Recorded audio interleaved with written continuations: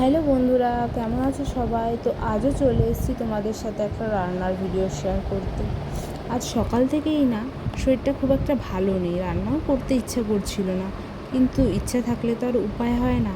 আমি যদি রান্না না করি আমার রান্নাটা কেই বা করে দেবে, তাই না? যতই শরীর খারাপ থাকুক না কেন, নিজের কাজটা নিজেকেই করে নিতে হয়। তাই শরীর খারাপ নিয়েই রান্না করতে লেগে গেলাম। খুব একটা কিছু রান্না করব না, হালকা পাতলাই রান্না করব। এই ধরো উচ্ছে আর লাউ দিয়ে ডাল করব, আলু সিদ্ধ দিয়ে দিয়েছি দেখতেই পারলে, আর পটল ভাজবো, আর পেঁয়াজটা কেটে নিয়েছি কারণ পেঁয়াজ ভাজাটা দিয়ে আলু সিদ্ধ মাখবো। এই পেঁয়াজ ভাজা দিয়ে আলু সিদ্ধ মাখলে না খুব ভালো লাগে খেতে। তো তোমাদের কার কার ভালো লাগে বলো তো?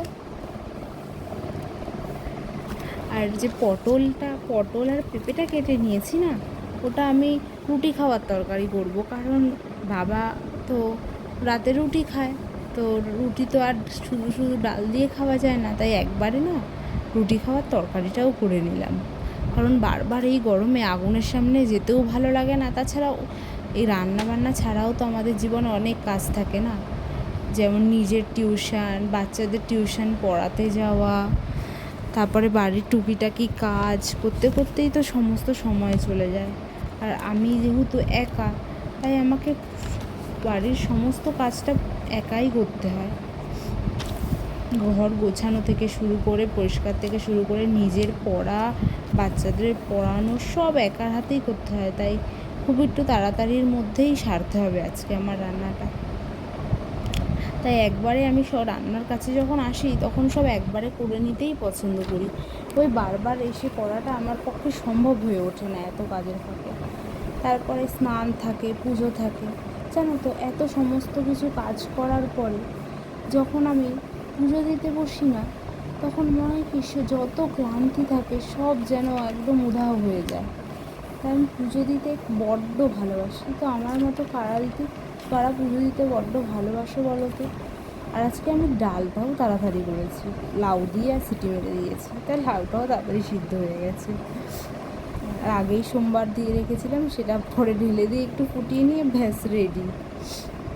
তারপরে তারপরে আর কি, পুজো দেওয়ার পরে অনেক কাজ থাকে, নিজের পড়তে চলে আসি, নিজের পড়া, ঘর গোছানো, জামা কাপড় গোছানো, মানে চারিদিকের কাজ সামলে না মানে আর ভাল লাগছিল না।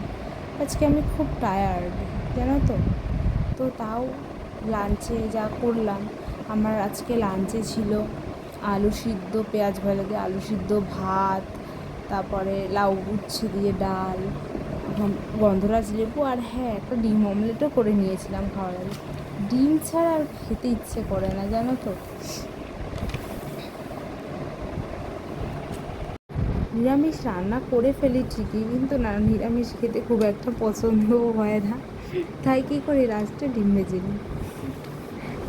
তো আমার পুজো দিতে আমি বলেছি ভালো লাগে সব থেকে, ওই সুন্দর করে পুজো দিতে খুব ভালো। তো আমার এটা লাঞ্চে এই খাবারটাই ছিল। তো খাবার পরে একটু ভাত ঘুম না হলে চলে না সারাদিন। ব্যাস, আজকের জন্য এইটুকুনো বন্ধুরা, টাটা। আবার আগামী দিন তোমাদের সাথে দেখা হবে।